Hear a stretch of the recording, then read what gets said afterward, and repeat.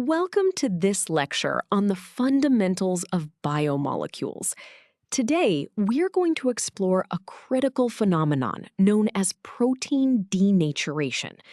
We will understand why a protein's shape is its most important feature and what happens when that delicate structure is destroyed by extreme environments. This concept is essential for everything from cooking to understanding severe diseases.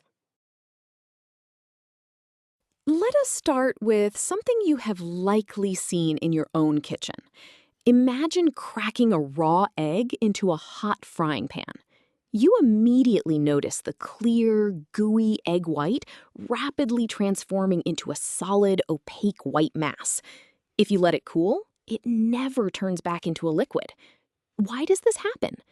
The heat from the stove is actually destroying the delicate, carefully folded shapes of the proteins inside the egg white. Because a protein's shape dictates exactly how it behaves, changing that shape completely alters its physical properties.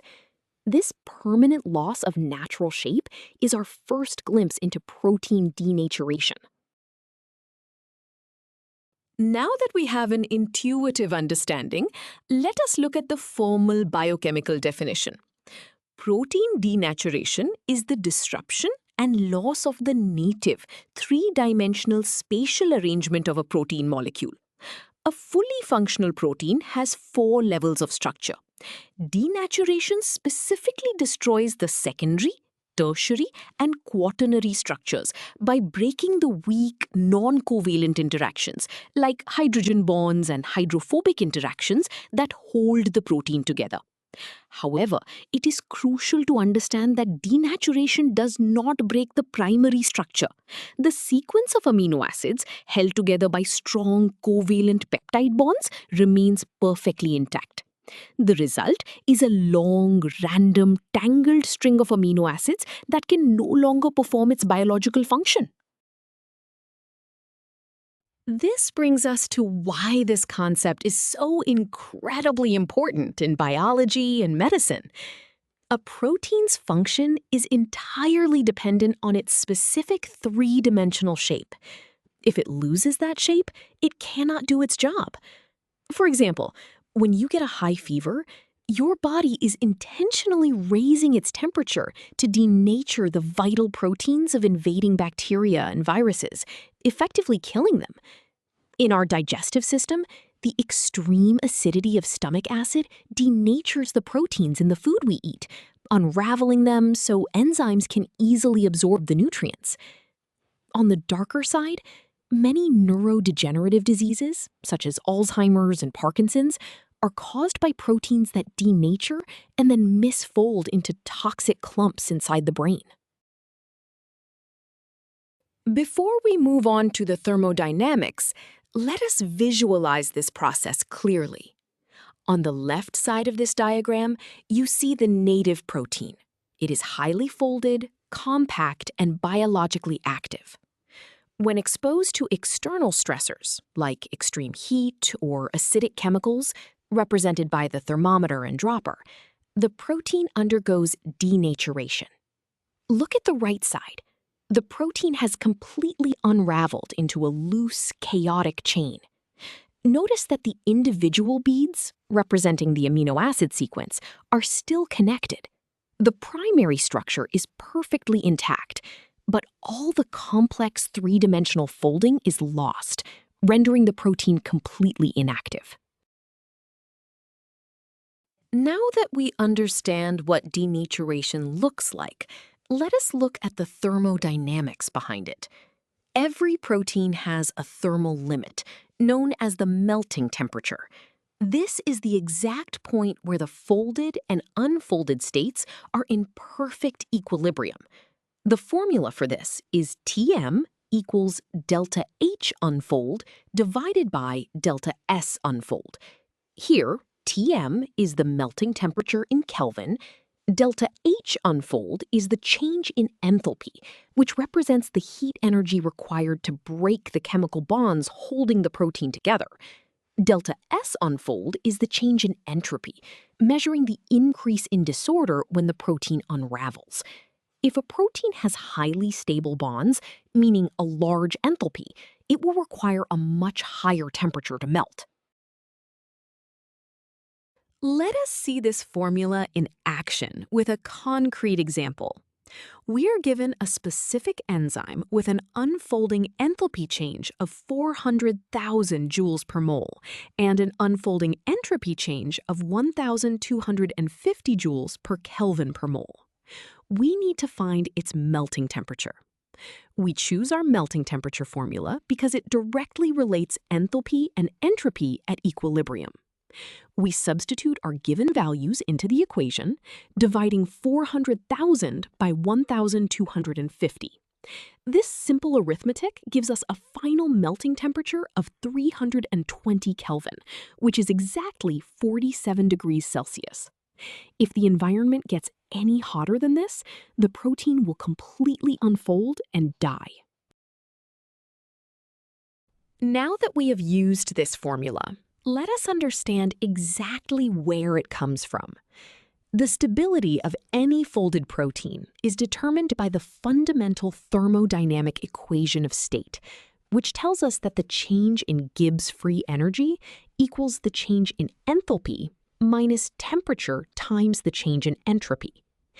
To find the melting temperature, we must look at what happens at equilibrium. At the exact melting temperature, the amount of folded protein perfectly equals the amount of unfolded protein.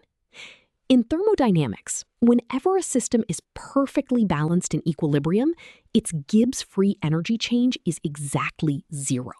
This is the crucial physical insight that sets up our derivation.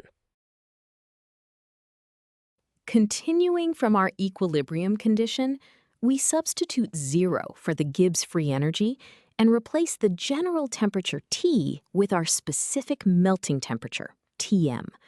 This creates an equation where 0 equals enthalpy minus Tm times entropy. Physically, this represents the exact tipping point of the protein's stability, where the heat required to break bonds is perfectly balanced by the natural drive toward disorder. To solve for the melting temperature, we simply use basic algebra. We move the negative entropy term to the other side of the equation and then divide both sides by the change in entropy. This isolates Tm, giving us the exact formula we used earlier. You have now earned a deep understanding of why this formula works. This brings us to another powerful thermodynamic relationship. What if we want to know the exact ratio of unfolded to folded proteins at a normal body temperature, rather than at the melting point? We use the standard thermodynamic isotherm equation. This formula states that the Gibbs free energy change equals negative R times T times the natural logarithm of KEQ. Here, R is the universal gas constant, T is the absolute temperature, and KEQ is the equilibrium constant. This equation beautifully connects the macroscopic energy of the system to the microscopic ratio of molecules. If the free energy is large and positive, the equilibrium constant will be very small, meaning the protein strongly prefers to stay folded. Let us apply this formula to a structural protein inside the human body. We are given a normal body temperature of 310 Kelvin, an unfolding free energy of 15,000 joules per mole, and the standard gas constant. We want to find the equilibrium constant to see if the protein is mostly folded or unfolded. We start with our isotherm equation and rearrange it using algebra to isolate the natural logarithm of KEQ on the left side. Next, we plug in our known values for energy, temperature, and the gas constant. Doing the arithmetic gives us a natural logarithm value of negative 5.82. To remove the logarithm, we take the exponential of both sides, yielding a final equilibrium constant of approximately 0.0029.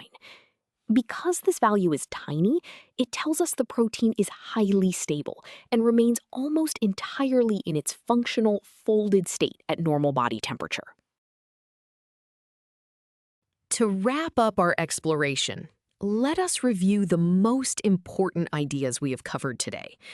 First, protein denaturation is the catastrophic loss of a protein's three-dimensional functional shape, but it leaves the primary amino acid sequence completely intact.